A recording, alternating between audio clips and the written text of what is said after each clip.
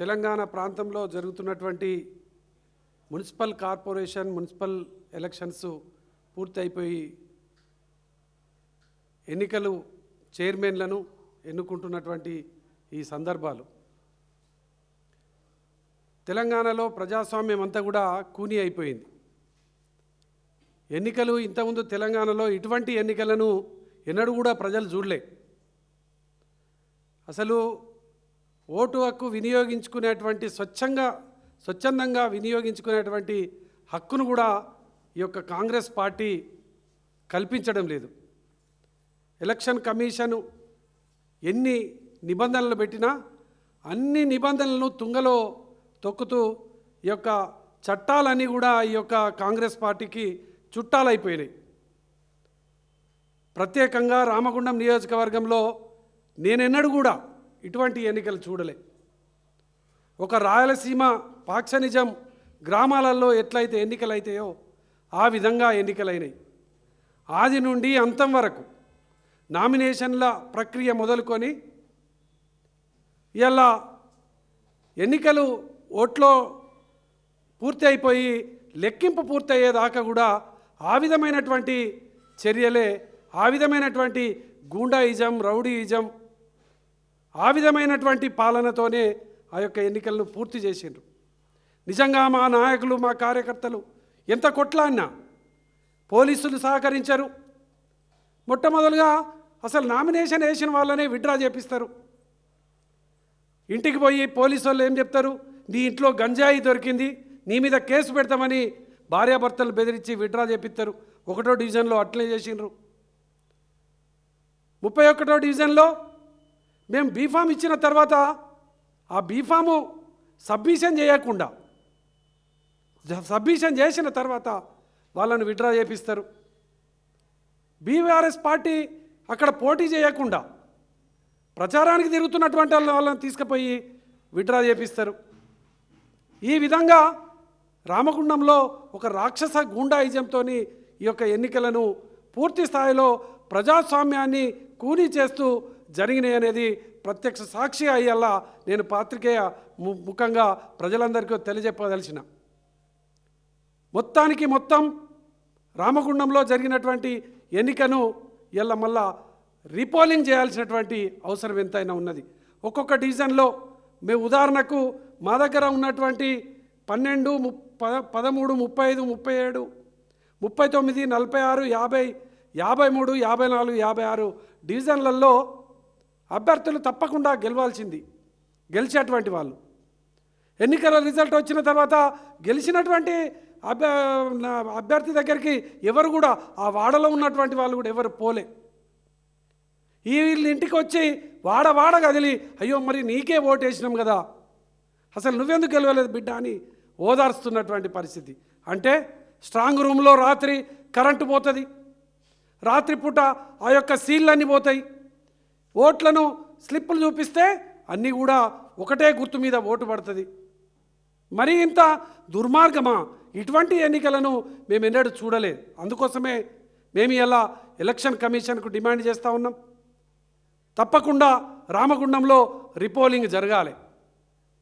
నిజంగా నీకు ఎమ్మెల్యే మక్కన్ సింగ్, రాజ్ ఠాకూర్ మక్కన్ సింగ్కు నిజాయితీ ఉంటే, నిజంగా నువ్వు ఎన్నికలలో ఎక్కడ కూడా ఇలా రాజ్యాంగానికి విరుద్ధంగా ఓటు హక్కును వినియోగించుకునే విధంగా స్వేచ్ఛగా ఎన్నికలు జరిగే విధంగా చేసినా అని చెప్పేసి అనుకుంటే తప్పకుండా మళ్ళీ ఎన్నికలకు పోదాం, ఎన్నికలకు సిద్ధం కావాలి.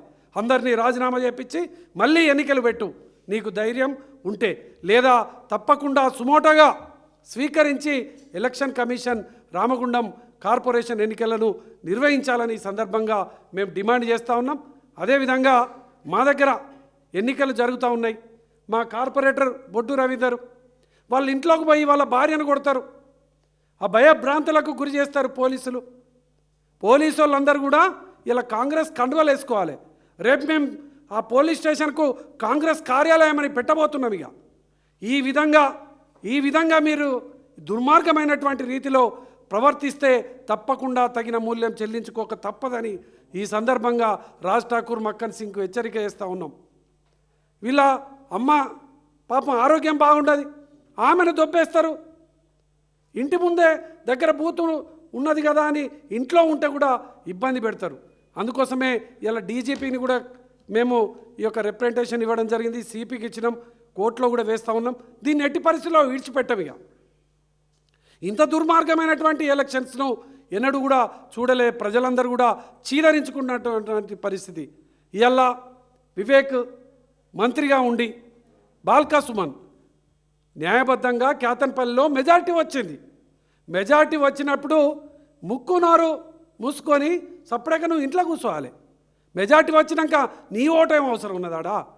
మేము ఓటు వేయడానికి పోయినాం, మా ఎంపీ ఓటే ఇట్లా సన్నాయి నొక్కులు నొక్కితే కాదు. అక్కడ గంతారాచకమా ప్రజలందరూ చూస్తున్నారు. రేపు మిమ్మల్ని గ్రామాలలోకి రాకుండా తన్ని తరిమే పరిస్థితి ఇలా చెన్నూరులో ఎదురైపోయింది. ఇలా రేపు రామగుండంలో ఎక్కడనైనా కూడా తప్పకుండా ఇటువంటి పరిస్థితులు జరుగుతున్నాయి. దీన్ని ప్రజాస్వామ్యవాదులారా తప్పకుండా ఖండించండి. ఇటువంటి దుర్మార్గమైనటువంటి ఎలక్షన్ తెలంగాణ ప్రాంతంలో ఎన్నడూ జరగలే, ఎప్పుడూ జరగలే. తప్పకుండా దీన్ని ముక్త కంఠంతో అందరూ కూడా ఖండించాల్సినటువంటి సందర్భం వచ్చింది. కాబట్టే నేను ఈ సందర్భంగా మా యొక్క రామగుండం నియోజకవర్గంలో, పెద్దపల్లి నియోజకవర్గంలో ఉన్నటువంటి ప్రజలందరికీ కూడా నేను సవినంగా విజ్ఞప్తి చేస్తూ ఉన్నాను. తప్పకుండా ఈ యొక్క దుర్మార్గమైనటువంటి పాలనను ఎండగట్టకపోతే ఇలా విచ్చలవిడి ఈ యొక్క తనాన్ని మనము రాబోయేటువంటి కాలంలో మన మీదకే దాడికి వస్తారు. మనల్ని బతుకుదరలను నాశనం చేసేటువంటి పరిస్థితి ఉంటుంది. కాబట్టి ఈ యొక్క పెద్దపల్లి జిల్లాలో ఎక్కడ చూసినా కూడా ఇదే దుర్మార్గం. అసలు ఇంత దుర్మార్గం ఎట్లా అసలు దీన్ని ప్రజలకు అర్థమైతలేదు. మరి రేపటి కాలంలో ప్రజల నుంచి వెళ్ళి మాకు చీదరింపు తప్పదా అనేది కూడా ఇలా కనీసమైనటువంటి అది లేకుండా పోయింది. ఖచ్చితంగా ప్రజలకు అందరికీ కూడా నేను ఈ సందర్భంగా విజ్ఞప్తి చేస్తూ రామగుండం నియోజకవర్గంలో రీపోలింగ్ జరగాలి. తప్పకుండా ఎన్నికలను రద్దు చేయాలి. ఎన్నికలు ఇలా మేయర్ని ఎన్నుకున్నాము, ఇంకోటి ఎన్నుకున్నామంటే ఏదైనా కూడా ఇప్పుడు జరిగేటువంటి ప్రక్రియలో జరిగినటువంటి తప్పిదాలు లేదంటే గోదావరికంలో ఉన్నటువంటి సీసీ కెమెరాలన్నీ కూడా చూపెట్టండి. ఇలా మా వాళ్ళందరూ కూడా మా గౌరవ కార్పొరేటర్లుగా ఓడిపోయినటువంటి వాళ్ళందరూ కూడా మొత్తుకుంటా ఉన్నారు. ప్రతి ఒక్క బూత్ దగ్గర జరిగినటువంటి మీ యొక్క విచ్చలవిడితనం, పోలీసులు చేసినటువంటి జులుం, దీనికి అంతటి కూడా వీడియోలన్నీ కూడా క్లియర్గా ఉన్నాయి. మా దగ్గర ఈ బొడ్డు రవీందర్ ఇంటి మీద చేసినటువంటి పోలీసుల దాడికి సంబంధించిన వీడియో కూడా ఉన్నది. దీన్ని కూడా మేము కోర్టులో ఫైల్ చేస్తున్నాం. దీన్ని అంతా కూడా చూపిస్తూ ఉన్నాం. ఖచ్చితంగా ఈరోజు పోలీసు స్పందించాలి, ఎలక్షన్ కమిషన్ స్పందించాలని సందర్భంగా మేము డిమాండ్ చేస్తూ చెన్నూరులో జరిగినటువంటి దాడి ప్రజాస్వామ్యానికే గొడ్డలి పెట్టు.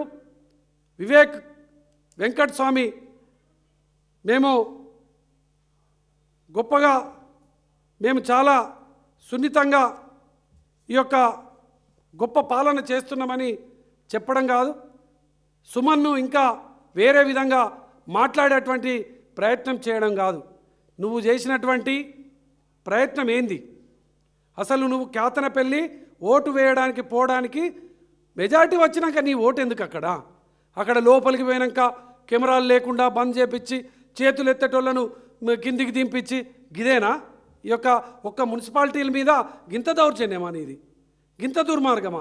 మంత్రిగా ఉండవచ్చు, డబ్బులు ఉండవచ్చు, అన్నీ కూడా ఎన్ని రోజుల్లో ఉండేటివి కాదు.